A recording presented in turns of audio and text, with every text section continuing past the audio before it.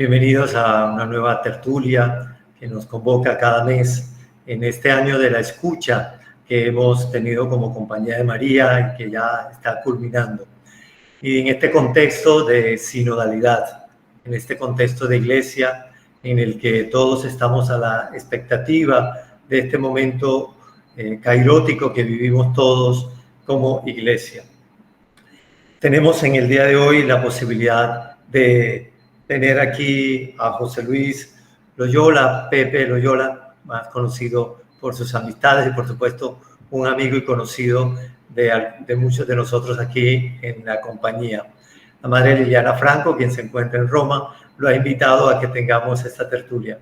Desafortunadamente ella no va a poder conectarse por cuestiones de internet y por cambios de horarios también en su zona. Vamos a, antes de darle la palabra a Pepe, a hacer un momento de silencio y vamos a proyectar la oración del sínodo. Hay muchas oraciones del sínodo para unirnos a esta iglesia que trata de escuchar estos nuevos signos de los tiempos. Entonces yo los invito a que donde estemos cada uno allí, encomiende al Señor todas estas personas que están en esta reunión sinodal donde todos de una u otra manera vivimos y vivenciamos y tratamos de vivir esta sinodalidad desde la escucha. Entonces yo los invito a que hagamos un momentico de silencio y luego yo iré leyendo esta oración del sínodo con el cual nos unimos a la iglesia. Quienes puedan seguirnos en esta oración, si no solamente vamos escuchando, dejándonos llevar por cada una de las palabras para que resuenen en nuestro corazón. Estamos presentes ante ti, oh Señor Espíritu Santo. Estamos presentes. Aunque estamos abrumados por la gravedad de nuestros pecados, sin embargo, en tu nombre estamos reunidos para una tarea especial. Ven a nosotros, quédate con nosotros y dígnate a entrar en nuestro corazón. Enséñanos lo que debemos hacer y a dónde debemos ir. Y muéstranos lo que debemos lograr, para que con tu ayuda tengamos la fuerza para agradarte en todo. Sé tú el único inspirador y consumador de nuestros juicios. Tú que solo con Dios el Padre y su Hijo tienes un nombre glorioso. No permitas que perturbemos el orden de la justicia, tú que amas la equidad por encima de todo. No permitamos que la ignorancia nos lleve a caminos oscuros, que la parcialidad no nos influya. No permitamos que la aceptación de dádivas ni el respeto de las personas corrompan nuestra mente. Pero únenos a ti eficazmente por el don de tu gracia solamente, para que seamos uno en ti y que nada nos desvíe de la verdad. Por tanto, reunidos en tu nombre, retengamos en todo el curso de la justicia con el timón de la piedad, para que incluso aquí nuestro veredicto no disienta de nada, de ti en nada, y en el siglo venidero nuestras buenas obras obtengan para nosotros una recompensa eterna. Amén. Que esta noche, con esta oración, con la presencia de Pepe aquí entre nosotros, refresquemos esos signos de los tiempos que están presentes en estos momentos de la historia que vivimos. Pepe, gracias por aceptar esta invitación de estar con nosotros. Quienes estamos aquí, como te decíamos al principio, somos de la Compañía de María, amigos de la Compañía de María, de nuestras obras en distintas partes de nuestra provincia, pero también en distintas zonas de Latinoamérica que también nos convocan y nos escuchan y nos siguen en nuestras tertulias mensuales en este Instituto Montaigne, que es un ecosistema híbrido en el cual brindamos formación cristiana humanista a muchas personas. Y tenerte a ti seguramente con esa visión de la realidad como superior general de los misioneros del Espíritu Santo nos ayudará en cierta medida a seguir profundizando en todo lo que Dios nos pide en estos momentos de la historia. Bienvenido, José Luis, Pepe Loyola, como te decimos de cariño. Muchas gracias, Jairo. Y pues muy buenas tardes, noches ya para todos ustedes, para todas ustedes. Pues la verdad es que es un gusto poder estar. eh, es muy difícil decirle a Lili que no, ¿verdad? Además de que yo siento como me siento tan en casa con ustedes y es como encontrarme con hermanas y con amigos y con amigas con quien me encuentro no solo, pues también en las búsquedas y en los deseos de poder ir respondiendo juntos. Me parece que es bonito también pensar que es una tertulia que lo que abre es como al espacio del encuentro, del diálogo y del intercambio. Yo no creo decir nada nuevo, sobre todo porque dejen confesarles que una parte de la compañía de María ha sido muy importante en mi proceso de vida como cristiano, como religioso. Durante muchos años una hermana de ustedes me acompañó y además con varias de ustedes de hermanas, también en un tiempo en España, pues también fue un momento bonito de encuentro, de búsquedas comunes. Entonces, pues me siento en casa y gracias por la invitación y de verdad yo siento que poco, quizá no aporte nada nuevo, sino simplemente refresquemos algunas de las cuestiones que son importantes para seguir contemplando de la realidad, ¿no? Y desde lo que me pidió Lili, pues con gusto poder compartir con ustedes. Y voy a hacer una presentación que yo creo que no es muy larga, pero la intención es un poco poder plantear algunas ideas que permitan, como podernos adentrar al tema y desde ahí pues seguir como rumiando por dónde nos lleva el espíritu. Me decía Lili que sería en este tema que ahorita comentaba también Jairo, de que están dedicando tiempo a la escucha, pues es como un tema como muy relevante y bueno, este fue el tema que me decía Lili que si podíamos compartir o que si podía compartir con ustedes, de escuchar la realidad para servir mejor. Escuchaba detrás de esto pues toda una invitación desde la espiritualidad ignaciana tan cercana y parte de ustedes esencial como esta parte de la contemplación y el servicio y la acción, ¿no?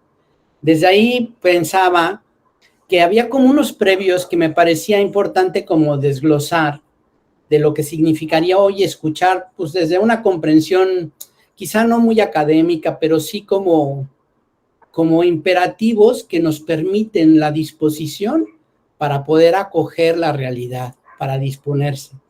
Yo creo que la parte que está afectando mucho hoy nuestro día es nuestra incapacidad como para disponernos frente a las cosas que están sucediendo, ¿no?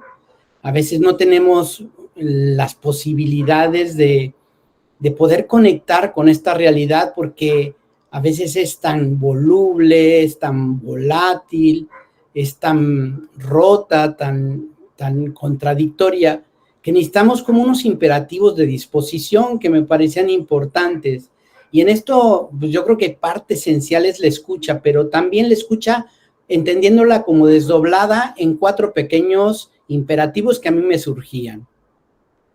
El primero, un día me comentaba y un día platicando también con Lili, y este texto seguramente lo conocen, del Principito, me acordaba de un texto que nos compartía y que nos recordaba de este texto tan bello, que lo que implica para profundizar en la realidad, me parece que hay que tener entonces, darnos tiempo, es detenernos, ¿no? Sin la capacidad, sin este imperativo de detenerse, es muy difícil que podamos acoger. Y recordaba este texto del Principito como esta parte donde se encuentra el Principito con el vendedor, ¿no? Que le dice, buenos días, dijo el vendedor. Era el vendedor de píldoras perfeccionadas que calman la sed. Se toma una por semana y no se siente más la necesidad de beber. ¿Por qué vendes eso?, dijo el Principito. Pues es una gran economía de tiempo, dijo el vendedor. Los expertos han calculado, han hecho cálculos, que se ahorran 53 minutos por semana. ¿Y qué se hace con esos 53 minutos?, dice el Principito. Se hace lo que se quiere. Y el Principito responde, yo, si tuviera 53 minutos para gastar, caminaría lentamente hacia una fuente. Me parece que para poder escuchar la vida, para adentrarnos en la realidad, hay que detenernos, ¿no? Hay que tener como esa capacidad de caminar lentamente, de poder detenernos, aunque a veces haya dolor, aunque a veces haya incertidumbres, para poder caminar lentamente a la fuente, porque es en la realidad donde está la fuente, no está fuera de ella. Y ese era un primer imperativo que me evocaba este escuchar. Lo segundo, pues es esto, el imperativo bíblico del escuchar. Escuchar exige disposición del corazón, como se dice, ¿no? Es guardar silencio y una escucha a la vida en profundidad. El gran imperativo bíblico es la palabra, el imperativo que se repite más bíblicamente, es este de escucha, ¿no? Es el previo de los mandamientos y es el previo del discipulado, de la llamada y de la acción. Atender a la realidad en un primer momento no es cuestión de resoluciones inmediatas, sino ante todo de una espera ardiente del Dios que sigue caminando con nosotros y sigue llenando de señales nuestra pequeña vida que quiere ser abrazada por el amor. Como dice el Salmo 130, aguardo al Señor, lo aguarda mi alma esperando en su palabra. Mi alma, mi dueño, más que el centinela la aurora.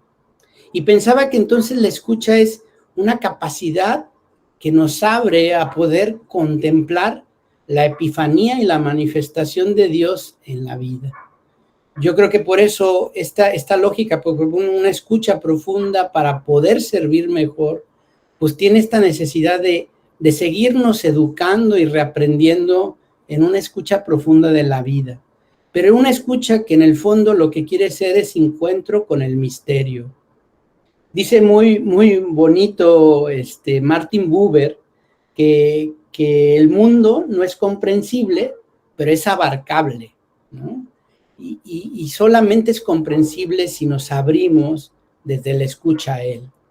Desde ahí lo podemos abrazar, nos podemos ligar, aunque sea incomprensible, pero es ahí donde está el misterio. Un tercer imperativo que experimentaba, detenerse, detente, escucha, pues lo tercero era como sumergirse en la hondura que nos habita. Quisiera ponerles un video que espero que se oiga, pero sobre todo tiene imagen de esa necesidad como de adentrarse a lo profundo. Y tiene una imagen como muy evocadora. Les invito a que lo podamos mirar, contemplar y como poder entender, también como una invitación o un sinónimo de esta escucha es aprender a sumergirnos en la hondura.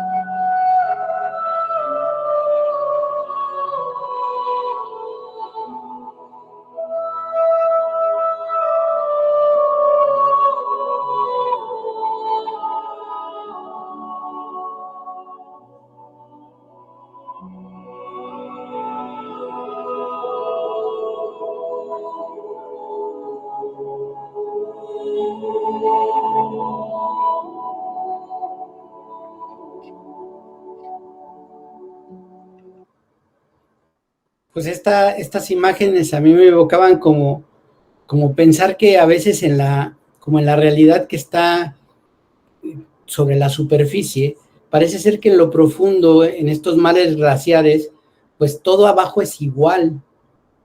Y sumergirse como en lo profundo, como abrirla en las grietas de la realidad, esas grietas que dice Lacan, sin las cuales no puede haber deseo, sin las heridas, nos permiten como sumergirnos a algo más profundo que es misterio, que tiene formas que nos descodifican y que nos hacen adentrarnos en algo que a veces nos permite trascendernos, ¿no? Pero que es importante como arriesgarse a sumergirse, como romper el paradigma de lo lineal, de lo plano, de lo conocido y sumergirse, permitiendo que esa vida también nos sorprenda en sus formas, en sus honduras, y buscar esas grietas que nos permiten adentrarnos también a la realidad como oportunidad y no simplemente como consecuencia, ¿no? Y por último, a nivel como de imperativos, detenerse, escuchar, sumergirse. Ponía pues el otro que tiene que ver con esta calidad humana que tiene que ver con el abrazar, ¿no? Como disponernos con sincero corazón a la realidad y abrirnos a la posibilidad de abrazar estos desencantos y encantos de la realidad, pero también abrirnos a la posibilidad de que el espíritu nos adentre en el misterio que nos habita, ¿no? La realidad hay que abrazarla, hay que amarla, ¿no? Es en ese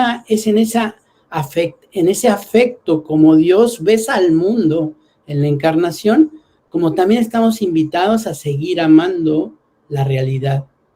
Es el lugar donde nos posibilita también adentrarnos en algo nuevo, y eso implica acoger desencantos y encantos, pero también sobre todo nos da posibilidades para adentrarnos al misterio. Por ello, pensaba como que estos imperativos que disponen, ese detenernos, ese escuchar, ese sumergirnos y abrazar, y que en el mundo bíblico al ponerlos como imperativos son órdenes, son imperativos que sin los cuales no se puede vivir en relación honesta con la realidad. Solamente por ellos, la realidad nos permite desentrañar la revelación básica que se ha dado en el universo. En el mundo bíblico hoy se dice que el gran libro de la vida, el primer libro y el más sagrado, ese es el de la humanidad, el de la casa común, el de nuestras propias historias. Es el libro que estamos invitados a seguir construyendo y pide detenernos, escucharle, sumergirnos y abrazar. Y es un libro que entonces nos pone en esta corriente que, como lo dicen desde estas tertulias, pues está abierto a la humanización, a la plenitud y desde el ámbito creyente a la trascendencia o salvación. Es ahí en esos sinónimos donde se juega la vida, ¿no? Por eso se vuelven tan importantes y nos sirven como disposición. Estos imperativos entonces son una ventana que nos acerca vitalmente al Dios de Jesús y a Jesús mismo, ¿no? Es la manera como nos relacionamos. Son también una ayuda para vivirnos en comunidad, porque este acercamiento lo hacemos siempre en vínculo con otros, con otro, que es la creación, y con otro en mayúsculas que está metido en todo nuestra persona, humanidad y trascendencia. Por ello, a través también de estos imperativos son una imaginación que nos permite también ver alternativas ante los problemas con los que nos topamos en nuestra vida. Son la manera como podemos adentrarnos como a esta cueva y permitir ir alumbrando en lo pequeño las posibilidades de una vida más humana desde la vida cotidiana. Este sería como el primer núcleo que me gusta, que pues preveía como compartirles, ¿no? Esta idea un poquito de que necesitamos unas disposiciones que nos permitan abrirnos a la realidad, pues desde esta parte humana, creyente, y que posibilita ver que ahí es ahí donde se da el misterio. Una segunda invitación que quisiera compartirles a partir de esta escucha para servir mejor, El segundo era, pues, también poder percibir como un previo, poderlo hacer al modo de Jesús, el hermeneuta del reino. Hermeneuta lo ponía, no sé si es una palabra castellana correcta, pero Jesús es alguien que sabe interpretar la realidad, ¿no? Es alguien que podríamos decir es un verdadero escriba, ¿no? En los encuentros de Jesús con la gente, con la realidad, Jesús entonces se comporta como un verdadero escriba, donde su tarea consiste no en escrutar los manuscritos antiguos, sino en traducir, comprender, discernir, intuir y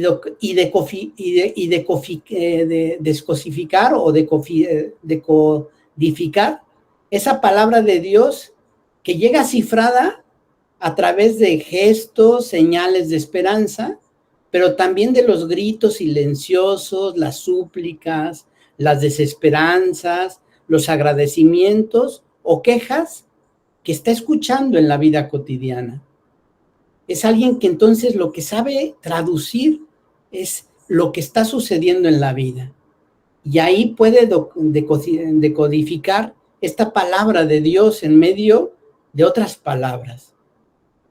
Jesús era para ellos entonces alguien capaz de entenderlos, es decir, es un hermeneuta que es sabio, que es capaz de interpretar lo que ellos ni siquiera podían expresar como los endemoniados, ¿no?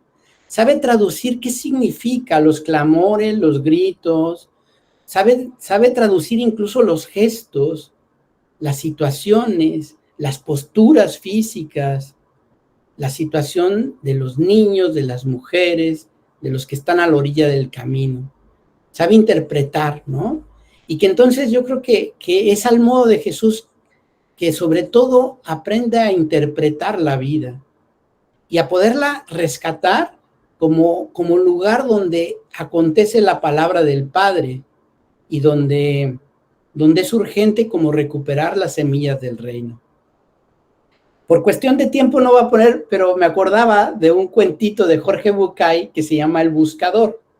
Si un día lo buscan, es bonito porque es una historia de un hombre que es un buscador que se pone a caminar y llega a un cementerio y entonces ve lápidas que tienen nombres de personas que solamente han vivido 8 años, 10 años y dice, este lugar tan bello parece ser que es una calamidad. Y entonces llega un anciano y le dice, no es un lugar maldito, sino lo que pasa es que tú no tienes la clave de interpretación. Lo que dice aquí son los días que vivió en plenitud, cuando amó, cuando se entregó, cuando se ofreció. Jesús es alguien, por eso lo pensaba, como un buscador que sabe interpretar las señales que suceden en la vida. Y que entonces también hoy en día, frente a esta realidad que a veces es difícil de comprender, que es difícil de asimilar, necesitamos saber interpretar dónde están las señales para acogerlo y para mirar dónde están las posibilidades de vida, como también las posibilidades de lo que daña para poder gestar caminos de vida y justicia, ¿no? Es decir, para poder ser hermeneuta del reino, pues a nivel como de planos, pensando en esto como buscadores, implica que sepamos recorrer caminos y distintas rutas. Tenemos que ensayarnos muchas veces, ¿no? También saber que tenemos que asumir el riesgo que puede alterar y trastocar nuestra vida. El acercamiento a la realidad es que hay que atrevernos a que nos puede modificar, a que los encuentros con las personas nos pueden recrear, a que las situaciones nos estemos reinventando constantemente, en razón de poder interpretar la vida. Pero también hay que contar con algunos instrumentos de orientación. Para acercarnos a la realidad necesitamos claves que nos permitan no perdernos, nos permitan claves de orientación como las brújulas, ¿no? Para un buscador.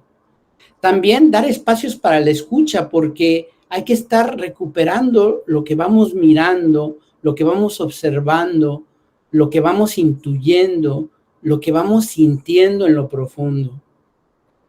En la escuela ignaciana hay que estar haciendo examen, ¿no? Y hay que saber preguntar e interrogar. Hay que saber preguntar e interrogar a esta realidad que tenemos frente a nuestros ojos y no acostumbrarnos siempre a nuestras mismas preguntas y a nuestras mismas respuestas. Y eso implica pues una toma de conciencia nueva.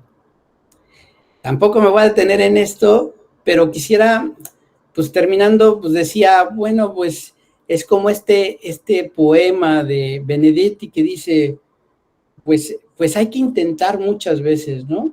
Las veces de los intentos, seguir amando hasta que nos podamos hacer uno con la realidad. Nos vivimos en eso. Un tercer pasito, después de estas posibilidades y al modo de Jesús, pues quisiera ofrecer claves para la lectura creyente de la realidad que me imagino que las conocerán muy bien ustedes, ¿no? Pero que simplemente pues ayudan como a refrescarnos. La primera es como un presupuesto. Dios ha depositado en cada cultura las semillas de Él mismo, ¿no? Es decir, lo más sagrado que tenemos, aunque esté muy roto y aunque esté muy desdibujado, es la vida, ¿no? Es la historia, son las personas, es la creación. Esta semilla que ha depositado Dios es para que nos encontremos en los acontecimientos de la vida, en estos poder encontrar salvación, liberación, humanización, y así podamos caminar hacia la alegría plena, ¿no? De ahí la importancia, como un primer elemento de presupuesto, que hay que reconocer que toda la creación, a pesar de todo, tiene la huella, el sello, la presencia del Creador. A mí me encantan muchos textos de Etty Hillesum, porque en medio de Auschwitz puede experimentar la presencia y la vida de Dios que acompaña. Y ese cobijo que da esperanza, no esperanza en esa clave de optimismo, sino una esperanza en la clave del sentido, en la clave del sentido. Nuestra esperanza no está centrada en un optimismo de lo que estamos viendo, porque está terrible, ¿no? Más bien está en la esperanza de situarnos de que vale la pena vivirse así, y que aún en medio de esto hay huellas, sellos y presencias de la vida de Dios. Porque al final lo que descubrimos y en esta parte del Dios de Jesús que se nos ha revelado es que esta historia es imagen y semejanza de Él. Y desde ahí, pues a partir de estos presupuestos, pongo como 3 clavecitas, ¿no? La realidad y su lectura creyente. Pues dicen los Zen que la realidad es, ¿no? Y que lo primero que nos dicen es, pues esta es la que hay, ¿no? Esta es la que tenemos, y no es ni mejor ni peor que otra, es la que está frente a nosotros, ¿no? Por eso con la realidad nos referimos tanto a los hechos cotidianos como también a los hechos que tienen ya una dimensión mucho más social, que tienen que ver con estructuras, culturas, políticas, etcétera. Y estos son hechos que están interdependientes y globalizados. Lo segundo es que entonces la lectura creyente es una dinámica que nos lleva a esta lógica de la contemplación, oración, escucha, y nos abre a la acción y el servicio. Al final, como decía Ignacio, pues contemplativos en la acción, y como lo han dicho grandes místicos en el camino, ¿no? Partimos de la certeza de que Dios en su infinita misericordia, como decíamos, está presente en la historia y se manifiesta en los acontecimientos, ¿no? Por ello partimos de que la vida tiene una dimensión, como ya lo hemos ido señalando, de profundidad, de espesor, de trascendencia y de espiritualidad. Y esta tiene significado y sentido. Y ahí yo creo que lo que se nos revoca es como aprender a descubrir como Jesús lo hacía, que no lo ven,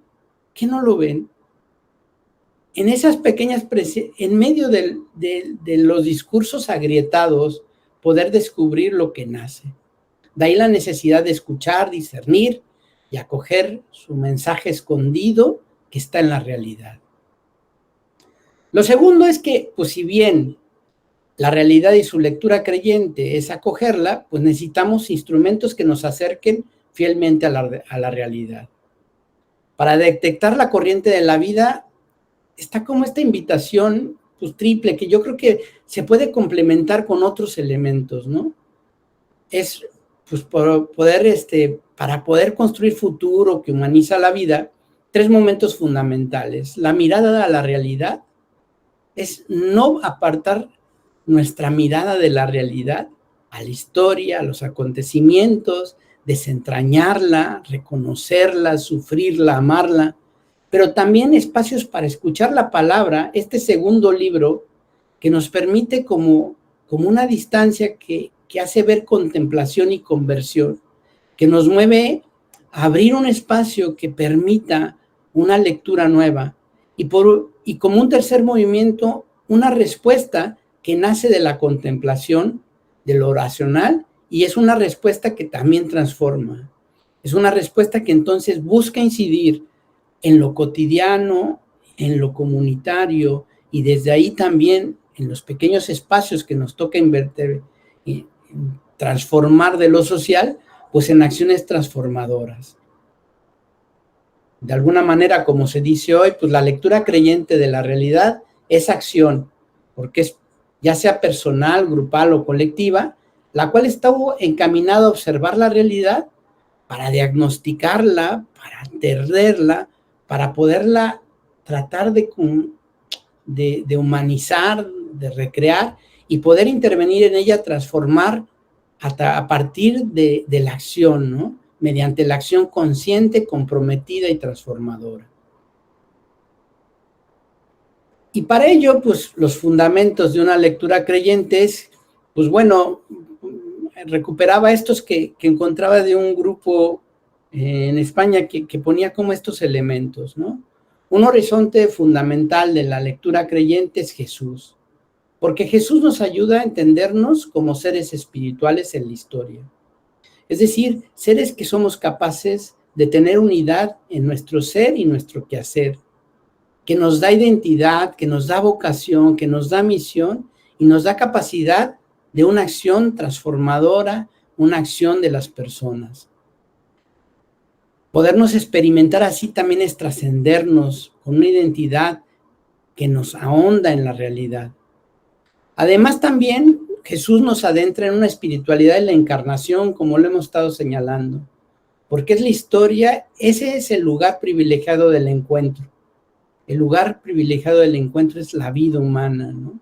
La vida histórica, el encuentro con la Madre Tierra, entre Dios y la humanidad, entre la humanidad en donde también experimentamos los rasgos de Dios. Jesús también nos moviliza a una radical inserción en el mundo, y esto implica pues seguirnos sumergiendo y implica kenosis, descenso, implica transformación desde dentro, es decir, recrearnos. Es apertura incondicional para acoger el amor, es discernimiento de los signos del espíritu, es anuncio, profecía, capacidad de anunciar, es capacidad de mirar las señales del reino. De alguna manera, entonces el fundamento es Jesús, es como seguirnos reeducando en él, ¿no? Y por eso, para finalizar, pensaba que el modo de Jesús, los rasgos de su mirada, ¿no? La mirada que se hace tan esencial. ¿Y cómo miraba Jesús? Pues ponía estos rasgos que me evocaban textos bíblicos que recordaba. Jesús ve la vida con los ojos de un Dios que ve la opresión de su pueblo. Es esa sensibilidad de atender a estos hermanos como los mira Dios, ¿no? Y eso que nos evoca desde Éxodo sigue siendo algo que late profundamente en el corazón humano. Ver la opresión, descender, inclinarnos, ser capaces de ver con los ojos de Dios la vida humana, la vida herida. Pero también la mirada de Jesús se fija en las personas concretas, ¿no? Pero con una particular atención con los más necesitados, ¿no? Es con la samaritana, es con Lázaro, es con los enfermos. Siempre es como una mirada que sabe atender al que necesita, la calidez, la cercanía, la reconciliación, la dignidad, ¿no? Se mira en lo concreto, son rostros, son personas. La mirada de Jesús también es capaz de tener un especial esmero por cada persona. Ve lo particular e irrepetible de cada uno de ellos, ¿no? En el bosque no le impiden ver las ramas, ¿no? En medio de lo global puede mirar lo particular de cada persona. Una mirada que se acerca en lo particular de cada mujer, de cada situación, de cada pequeño. Y para eso Jesús sabe cómo mirar en lo global también lo pequeño. Y es una mirada también capaz al mismo tiempo de prestar atención a grupos numerosos, a una visión amplia. Es decir, también tiene como telefoto y a la vez tiene como microscopio. Mira lo profundo, pero también mira lo amplio, ¿no? Mira la muchedumbre, mira el entorno, mira los miedos de la multitud, etcétera, ¿no? Pero también Jesús tiene una gran capacidad para observar las cosas pequeñas y habituales, ¿no? Que suelen pasar desapercibido. Su mirada es contemplativa, que va a lo hondo de los acontecimientos de las personas. Entonces, pues se detiene hasta en las cosas cotidianas de la casa, del pan, de las semillas, etcétera, ¿no?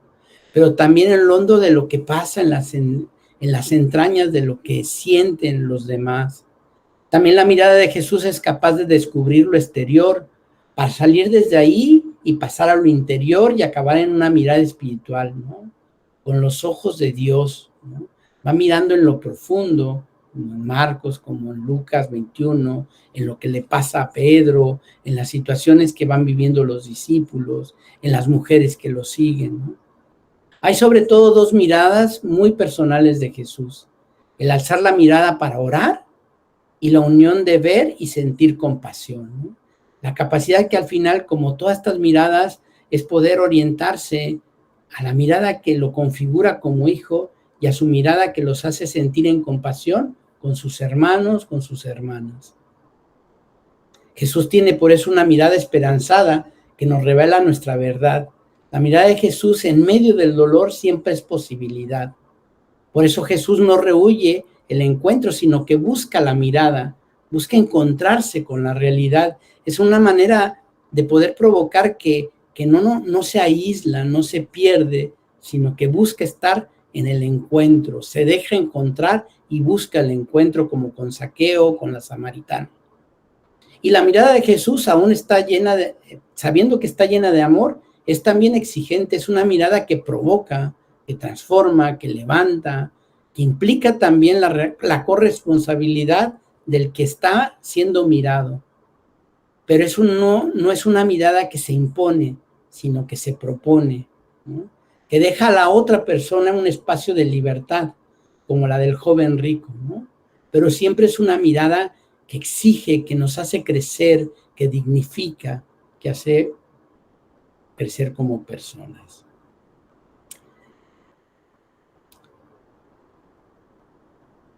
Pues a grandes rasgos esto era lo que me gustaría, pues así de pasadita y en estos minutitos, 45 minutos, pues poderles presentar, pues de estos pequeños como pasos, ¿no? De estos imperativos como disposiciones, de este modo de Jesús, de esta lectura creyente de la vida y de esta parte de la mirada de Jesús que nos permite entonces seguir adentrándonos en esa escucha para poder servir mejor, ¿no? Muchas gracias, Pepe. Realmente nos has puesto a orar, porque realmente así creo que lo hemos sentido todos. Ha sido como una gran meditación y un acercamiento desde Jesús a la realidad. Creo que por eso buscamos un mayor servicio, ¿verdad? Por eso nos seguimos interrogando, porque sabemos que la realidad, aunque cambiante, tenemos una respuesta clara, contundente desde ese buen Jesús que nos inspira en cada uno de los espacios donde vivimos y en nuestra realidad personal. De todas maneras, quisiéramos como comenzar un diálogo corto contigo y te preguntaría, mientras los demás están pensando alguna intervención o hacer algún énfasis, tú nos hablabas de los desencantos y también Jesús tuvo sus desencantos frente a la realidad, ¿verdad? Frente a esa realidad que se le fue encontrando. Tanto es así que lo llevó a la cruz. Y hoy vivimos un mundo polarizado. Tú que estás en un contexto del norte nuestro continente también lo vives. Aquí lo vivimos en cada uno de los países y a veces esa polarización no nos permite ver, no nos permite escuchar. ¿Qué nos puedes decir a este respecto desde lo que tú vives y experimentas, quizás como superior general, como pastor en cada uno de esos sitios donde vives y desde esto que nos compartes? Yo creo que en ese sentido, quizá así a lo primero que me viene es que yo creo que esto de ser centinelas de esperanza es algo urgente, ¿no? Me imagino que hoy la vida, sobre todo estamos llamados a recuperar la esperanza, ¿no? A poderla intuir. Yo creo que vivimos en un mundo intermedio. A mí se me quedó grabada una frase que me parece muy poderosa, dice: lo viejo no es tan profundamente viejo para morir, ni lo nuevo es tan profundo nuevo para nacer. Ese es el tiempo en donde estamos, ¿no? Parece ser que se está cayendo un mundo que además yo creo que en buena parte tampoco lo deseamos, porque no es tan sano, porque ha hecho vivir mal a muchos hermanos, ¿no? Y sin embargo también lo nuevo no lo tenemos tan claro ni tan visualizado. Lo que sí tenemos es la esperanza del sentido, ¿no? Y la esperanza yo creo que no basada como en estas claves de optimismo, sino la capacidad del sentido que es bueno ser bueno, que es bueno ser misericordioso, que la esperanza lo hacemos en la razón de que es lo mejor porque humaniza. Y yo creo que en este tiempo intermedio lo que no hay que dejarse polarizar es por el miedo, por las apatías y los desencantos, aunque los atravesemos. Pero yo creo que estamos llamados a seguir sumergidos, porque a mí me parece que entonces la lógica no es como detenernos, sino sumergirnos más en lo profundo, ¿no? Es tiempo donde nos pide adentrarnos en el misterio, donde pide arriesgarnos en confianza y nos pide hacerlo juntos con otros, ¿no? En un mundo tan polarizado, ¿verdad? Yo de verdad estoy espantado de la polarización. Hoy llegó una carta a la casa de mis hermanos donde decía: es que si votas por tal mujer, para no decir el nombre, dices, vas a condenar, no vas a tener salvación. Está gruesísimo, pero yo creo que toca que aprendamos a sumergirnos en lo profundo de esta realidad, y ahí hay misterio, y caminar. En la conferencia de religiosas de Estados Unidos, a mí me pareció una expresión muy interesante en este tiempo intermedio, que decía: sumergirse es entrar como una cueva donde tenemos una lámpara que alumbra tantos metros. Tenemos el horizonte, ese sigue vivo y nos orienta, pero lo que alcanzamos a ver son unos pocos metros. Avancemos esos metros que nos toca, eso que está en lo concreto, que sí podemos avanzar, confiando que cuando lleguemos ahí vamos a tener otros 100 metros para poder avanzar. Y hacerlo en confianza y en esperanza. Yo creo que por otro lado estamos viviendo un tiempo bellísimo de posibilidades, porque estamos abiertos a una novedad que nos toca darle la bienvenida, con lo que sea y con lo que podamos, ¿no? A pesar de todo, la vida se sigue gestando y Dios sigue naciendo en ella, ¿no? Muchas gracias, qué bien. Signos de esperanza en este mundo, qué bonito. Escuchar la esperanza de muchos, qué bien. No sé si alguien más quisiera tener alguna intervención que nos ayude. Rocío, te escuchamos. Rocío se encuentra en Perú en estos momentos. Perdón. Buenas noches con todos. Entré creo que 15 minutos tarde, pero excelente todo lo que está manifestando el Padre José, ¿verdad? Algo que yo leí con respecto a la esperanza, no me acuerdo ahorita de quién, que decía que lo que pasa es que la palabra esperanza está tantas veces dicha, está tan, tan usada, que como que no le damos ese sentido y que como lo ha mencionado, ¿no? Espera ardiente del Dios que sigue caminando con nosotros. Yo me pongo a pensar y espera ardiente, como lo leí en esa veces, es la esperanza en clave de utopía, ¿no? Es así como lo debemos de, ah, creo que entender esa esperanza que tenemos que tener ahora, ¿no? Eh, darle, que se abandone esa esperanza con significado estéril de conformismo, sino que nos hace mejores, que nos humaniza, que nos transforma. Gracias, muy, muy, muy lindo todo. Gracias. Sí, me parece muy como elocuente, como recuperar una esperanza que tenga esta movilidad, ¿no? Y yo creo que hay recuperarla más como ese elemento. Alguien escribió algo muy interesante sobre la geopolítica de la esperanza, porque entonces no es algo que nos deje quietos, sino que nos moviliza, ¿no? También sabiendo que vivimos nuestros días con todo lo que hay, ¿no? Como dice Galeano, la esperanza la traigo en el bolsillo y luego se me cae, y pues bueno, y ahí también es una esperanza que hay días que se nos cae el mundo, y también experimentar eso, y otros días nos levanta, es decir, una esperanza, pero me parece que la clave de la esperanza no está como en esta pasividad, en el esperar, sino en la capacidad que nos da de movernos, ¿no? De porque tiene sentido la vida hay que moverse, ¿no? Nos preguntan aquí en el chat, Gustavo Rodríguez, José Luis, ¿la comunidad qué papel juega en ese ver y ese escuchar? Perdón, no escuché. La comunidad, ¿qué papel juega en ese ver y en ese escuchar? ¿Qué papel juega la comunidad en ese ver y ese escuchar?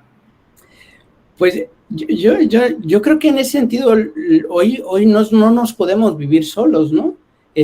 Algo esencial es que, como dice el Sínodo de la Amazonía, dice, en este momento de nuestra vida no podemos ni debemos ir solos, ¿no? A donde no podemos, ya no nos da, tenemos que ir junto con otros, ¿no? Y esto implica muchos diálogos, mucho encuentro con la diferencia y construirnos juntos, ¿no? Pero yo creo que la vida humana no la podemos vivir hoy solos, nos necesitamos mutuamente, ¿no? Nos necesitamos construir mutuamente. En ese sentido, el peregrinaje que nos toca hacer durante este tiempo de vida, en este tiempo, es hacerlo con otros.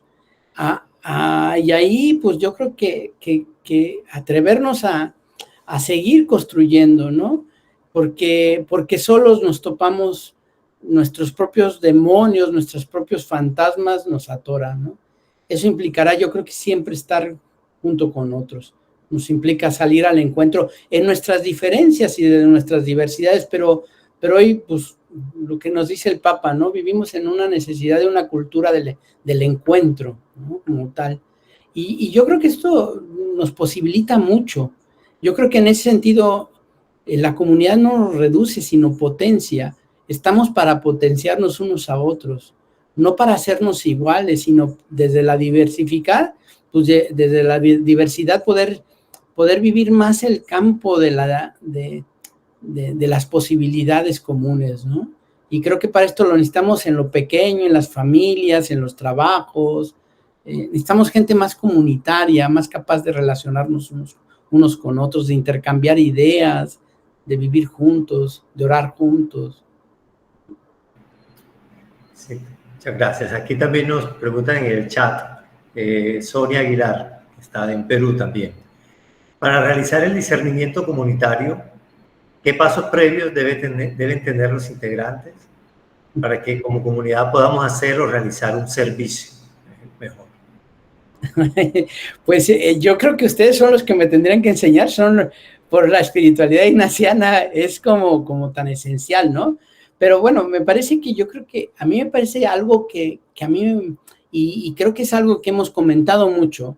Los procesos hoy necesitan tiempos como de conversaciones en el espíritu, con las modalidades que sea, pero es tiempo de mucha escucha, no tanto de decir mucho, sino de escuchar mucho, de escucharnos mucho y de escuchar en medio de eso el eco de Dios. Yo creo que los discernimientos, en vez de ser tan discursivos, tendrían que pasar a una etapa más del orante y de la escucha de unos a otros. En ese sentido, la conversación en el espíritu, de veras que nos está habilitando para colocarnos de otra manera. Y es curioso, pero lo que está surgiendo en los círculos de conversación en el espíritu es que siempre terminas con una consolación, y es curioso, Dios no se muda, Dios está en la vida, ¿no? Y como dice Teresa de Jesús, la vida es dura, pero el amor es fuerte, y seguimos percibiendo que el mejor lugar donde Dios se manifiesta es en esta vida, y que el Espíritu sigue estando ahí con nosotros. Y curiosamente, en una iglesia y en un mundo donde está también tan roto tantas cosas, hoy vivimos también en un tiempo eclesial de muchas posibilidades, ¿no? Con muchas preguntas, con muchas cosas que seguir avanzando, pero también con muchas posibilidades, ¿no? Es curioso que Jesús también, en un tiempo donde el imperio romano parece ser que aniquilando todo, él dice que hay esperanza y que el reino está surgiendo, y no lo hace de manera como alguien desquiciado, sino alguien que es capaz de que en la escucha descubre lugares donde hay posibilidad. Y a esos hay que cuidarlos y servirlos. Gracias, y creemos que también eso va en ese espíritu que nos has comentado de esta sinodalidad, de escucharnos en esta conversación en el espíritu. Y creo que eso es lo que hemos tenido esta noche, dejándonos llevar un poco por tu intervención y por todo esto que seguramente vives como superior en estos momentos general. Tenemos una última intervención y vamos terminando la hora. Felipe. Hola, buenas noches para todas y todos. Hola, buenas noches, Padre José. Muchas gracias por acompañarnos esta noche con la profundidad que le ha dado al tema de escuchar la realidad para servir mejor. Yo quisiera también que podamos conversar un poquito sobre esas pistas que nos dan, que de hecho están, digamos que resumiendo parte de la realidad que estamos viviendo, y son las encíclicas que se han publicado últimamente por parte del Papa Francisco. Entre esas, Evangelii Gaudium, que plantea cosas que son muy pertinentes para este tiempo, como por ejemplo la crisis del compromiso comunitario, ¿no? Y dentro de esa crisis del compromiso comunitario se plantean algunos desafíos económicos, sociales, que van en la línea que debemos atender, diría yo, todas las personas, y que son esa parte de la realidad que debemos integrar también, atenderla como un compromiso desde lo que nosotros hagamos cotidianamente, como por ejemplo, no a una economía de la exclusión, no a la idolatría del dinero, ¿no? No a las inequidades que generan violencia. Es decir, esas son unas pistas maravillosas que nos están dando estas encíclicas. Igual Laudato Si con el cuidado de la casa común, con la ecología integral, Fratelli Tutti también, ¿no? Que es un llamado y unas pistas muy, muy claras de esa realidad. Entonces, quisiera, si es posible, que nos dé un poquito más de luces de cómo podemos abordar estas encíclicas para poderlas también integrar, digamos, en lo más cotidiano que hacemos todos, ¿no? Ay, pues más allá de cómo hacerle para adentrarnos en ellas, me parece que lo que es importante es tenerlas presentes, ¿no? Yo creo que la tristeza es que en el mundo de creyente, de los católicos, muchas de estas encíclicas las desconocemos, ¿no? Yo creo que hay que hacerlas operativas porque tienen que ver con cuestiones esenciales de nuestra fe. Al final, pues como que todos los pasitos de la amistad social, de la amistad con la casa común, de la fraternidad, etcétera, como que nos ponen, y en esta vuelta como al evangelio, al anuncio del evangelio, parece que como luego tendrá que haberse como programas para poder bajarlo, aterrizarlo, pero me parece que recuperan mucho, sobre todo de los anhelos que tenemos. Las encíclicas no hablan de algo que sea ajeno a lo profundo de los anhelos nuestros, ¿no? No hablan como de otra vez, como de que hay que seguir comprando ideologías, sino más bien de recuperar cuestiones que están muy adentro de nuestro corazón, de nuestra espiritualidad, y que hoy la ponen como en escena. Me parece que leerlas como parte nuestra, no como algo ajeno, me parecería como esencial, ¿no? Y luego con manuales, lo que sea, pero yo creo que lo que hablan es de lo que arde el corazón, para anunciar, para vivir en fraternidad, para vivir en convivencia social y en fraternidad social. Muchas gracias. Y seguramente que nos ponen a escuchar, a mirar toda esta realidad. Gracias, Felipe, por la intervención también. Y tenemos también aquí una levantada la mano al Madre Blanca, a quien conoce Pepe con mucho cariño y de quien preguntaba al principio, que se ha conectado en esta sesión.